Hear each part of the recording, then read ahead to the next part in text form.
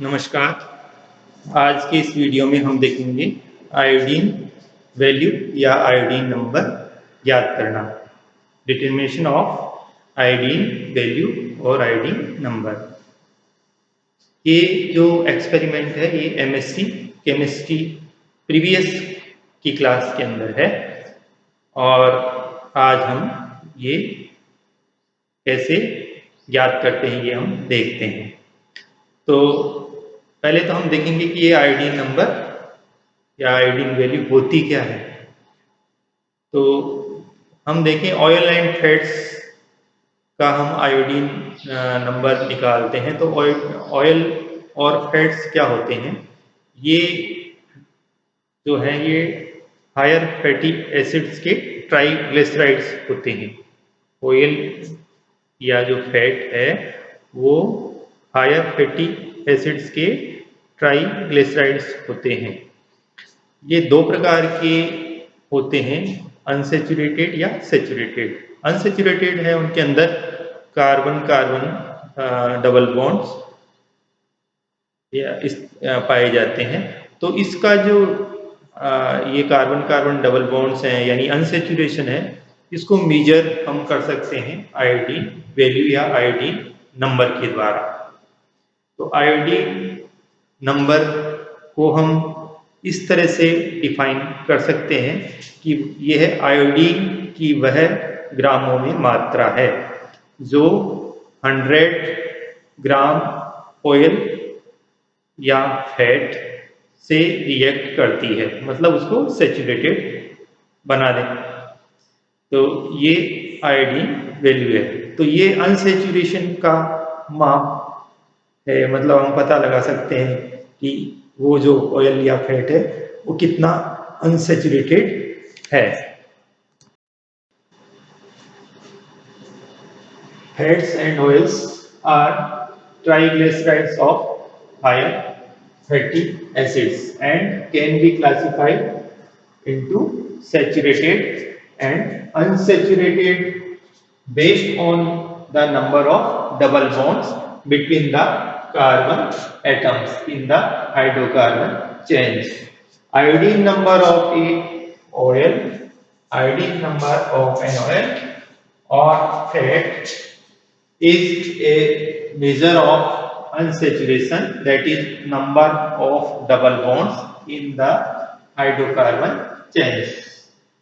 It can be defined as iodine value is the amount of iodine in grams which reacts with 100 gram of the fat or oil sample. कई बार हम देखते हैं कि oil या fat में बनी हुई चीज़ों का टेस्ट खराब हो जाता है या उनके अंदर अरुचिकर गंध आने लग जाती है कुछ दिनों के बाद में। तो ऐसा क्यों होता है? ये रेंसिडिटी की वजह से होता है।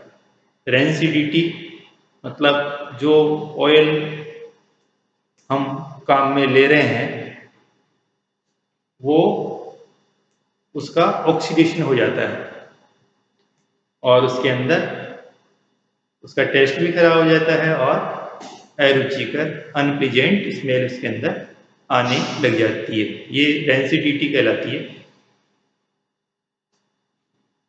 कई बार ये अक्सर अपन देखते हैं, जैसे जो नमकीन या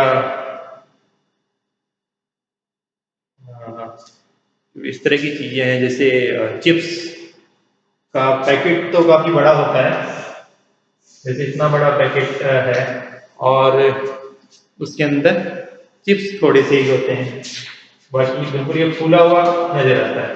पैकेट बिल्कुल फूला हुआ सा नजर आता है, लगता है जैसे इसके अंदर बहुत सारे चिप्स होंगे। जैसे बच्चे जब खरीदते हैं तो उनको लगता है कि बहुत सारे चिप्स होंगे, लेकिन जब उसको खोल के देखते हैं उस पैकेट को तो थोड़े से चिप्स उसके अंदर उनको मिलते हैं और बाकी वो खाली होता है। तो ऐसा क्यों होता है? ये इसलिए होता है क्योंकि अगर इसको इसके अंदर ऑक्सीजन हो तो इसका ऑक्सीडेशन हो जाएगा। तो जब इसको बना के पैक करते हैं तो इसमें से ये जो एयर है उसको निकाल के, जिसके अंदर ऑक्सीजन है उसको निकाल के इसके अंदर नाइट्रोजन भर दी जाती है और उसको पैक कर दिया जाता है, जिससे उसमें रेंसिडिटी ना हो, वो खराब ना हो, यानी वो जो ऑयल जो या फैट हमने काम में ली है उनका ऑक्सीडेशन ना हो। तो ये इस वजह से करना पड़ता है। तो ये जो आयोडीन नंबर है, आयोडीन नंबर या iodine value is a useful parameter in studying oxidative rancidity of oils. Higher the unsaturation greater the possibility of oils to become rancid. अब रेंसिडिटी के बारे में जैसे अपन इसको कैसे डिफाइन करें, the oxidation of unsaturated oils और fats resulting in unpleasant smell and taste. इस एक्सपेरिमेंट में हम ऑयल या फैट को जिसके अंदर अनसैचुरेशन है उसको विच सॉल्यूशन के साथ में रिएक्शन करवाते हैं। Which solution?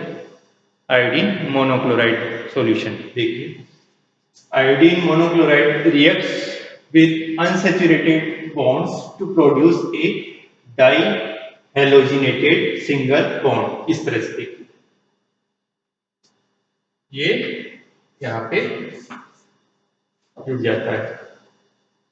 After the reaction, the amount of iodine that has reacted is determined by adding axis of Ki solution and estimating the liberated iodine। ये जो आयोडीन देखिए यहाँ निकल रही है, इसका हम एस्टिमेशन कर लेते हैं और इसके लिए इसका वॉल्यूमेट्रिक हम करते हैं एस्टिमेशन और हाइपो इसके अंदर यूज करते हैं।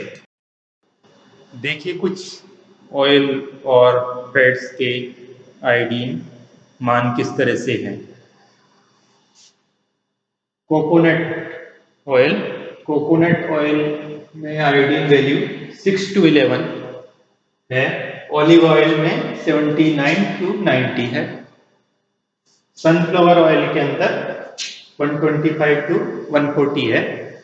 मस्टर्ड ऑयल 98 से 110 तक है। सीसम ऑयल 103 to 116।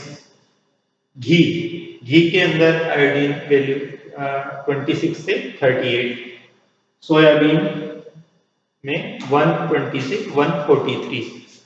तो ये जो आयोडीन वैल्यू है, ये जिसमें ज्यादा है उसमें उतना ज्यादा अनसेचुरेशन भी है। तो इस तरह से ये कुछ सैंपल्स की आयोडीन वैल्यू है। रिक्वायरमेंट्स, अब हम ये एक्सपेरिमेंट स्टार्ट करेंगे।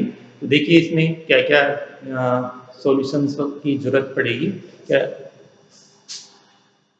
इसमें KI सॉल्यूशन 15% हम काम में ले रहे हैं। KI सॉल्यूशन एक, इसमें विच सॉल्यूशन आयोडीन मोनोक्लोराइड का सॉल्यूशन काम में लेंगे। 0.1 m सोडियम थायोसल्फेट या हाइपो सॉल्यूशन 0.1 m हम इसमें यूज कर रहे हैं। Starch solution 1%, glacial acetic acid, carbon tetrachloride. ये इसके जो सॉल्यूशंस अपने को जरूरत पड़ेगी, रिक्वायरमेंट है। अब हम ये एक्सपेरिमेंट कैसे करेंगे इसका प्रोसीजर देख लेते हैं। तो सबसे पहले तो हम जो ऑयल की मात्रा ले रहे हैं उसको वे कर लेंगे। ये एग्जैक्टली वे होनी चाहिए। हम 0.5 से 1 ग्राम तक ले सकते हैं, लेकिन जो भी मात्रा हम लें वो एग्जैक्ट उसका वेट हमें पता होना चाहिए। और उसको हम 10 ml कार्बन टेट्राक्लोराइड के अंदर डिजोल्व कर लेते हैं। एक कॉनिकल फ्लास्क लेते हैं, उस कॉनिकल फ्लास्क के अंदर हम 10 ml कार्बन टेट्राक्लोराइड में ये जो ऑयल सैंपल लिया है वो डाल के इनको डिजोल्व कर लेते हैं। इसके बाद हमने ये देखिए इसमें हमने 10 ml कार्बन टेट्राक्लोराइड और ऑयल सैंपल डाल दिया।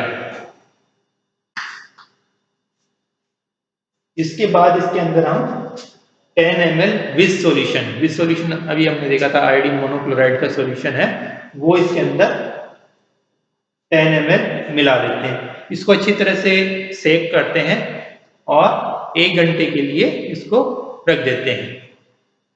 अच्छी तरह से सेक करके 1 घंटे के लिए इसको रख देते हैं। ये जो कॉनिकल फ्लास्क है इसका स्टॉपर भी इसको बंद करके हम इसको 1 घंटे के लिए रख देते हैं।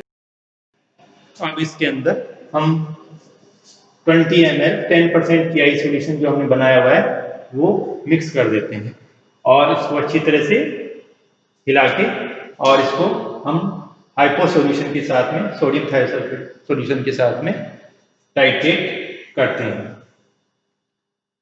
ये इस तरह से हम जो सोडियम थायोसल्फेट या हाइपो सॉल्यूशन है उसका वॉल्यूम हम इस तरीके से वॉल्यूमेट्री निकालेंगे। इसके अंदर जब हम इसको टाइट्रेट करते हैं तो पहले इसको ब्यूरेट के अंदर हम हाइपो सॉल्यूशन लेंगे और उसको धीरे धीरे इस मिक्सचर में डालेंगे। तो पहले इसका कलर पेल येलो आएगा और जब पेल येलो आ जाता है तो उसमें हम थोड़ा सा स्टार्च इंडिकेटर के रूप में मिला देते हैं 3-4 ड्रॉप्स। ऐसा करने पर blue colour purple blue type का कलर आ जाएगा। तो इसमें जब हम थोड़ा हाइपो और मिलाएंगे धीरे धीरे करके तो ये जो ब्लू कलर है वो डिसअपियर हो जाता है।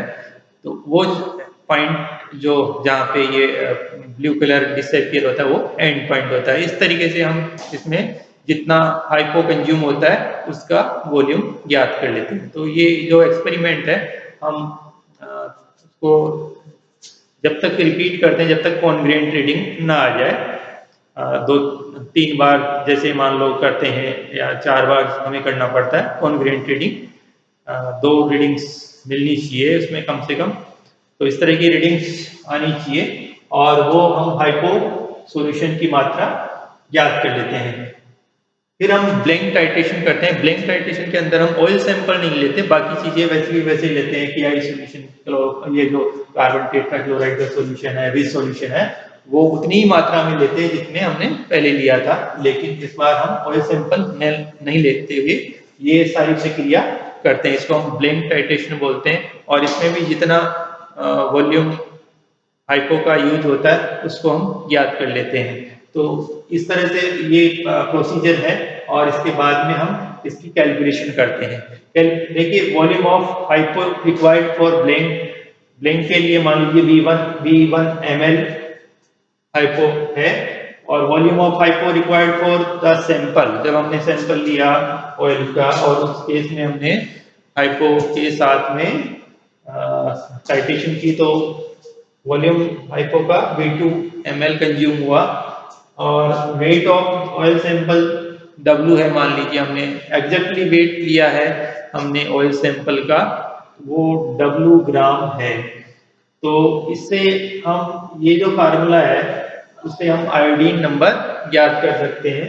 Iodine number is equal to V1 minus V2 into 127 into N upon 10W। ये जो N है ये हाइपो सॉल्यूशन की नॉर्मलिटी को दर्शाता है। तो इस तरीके से हम आयोडीन वैल्यू निकाल सकते हैं दिए हुए ऑयल या फैट का जो सैंपल हमें दिया हुआ है उसका आयोडीन वैल्यू या आयोडीन नंबर ज्ञात कर सकते हैं।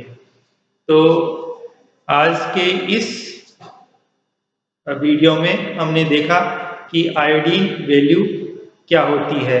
आयोडीन वैल्यू ऑयल या फैट के अनसैचुरेशन को दर्शाता है। जितना ज़्यादा आयोडीन मान या आयोडीन नंबर होगा उतना ही ज़्यादा हम ये कहेंगे कि वो ऑयल या फैट अनसैचुरेटेड है, तो उसका मान हम इस तरीके से ज्ञात कर सकते हैं। तो आज के वीडियो में बस इतना ही। नमस्कार।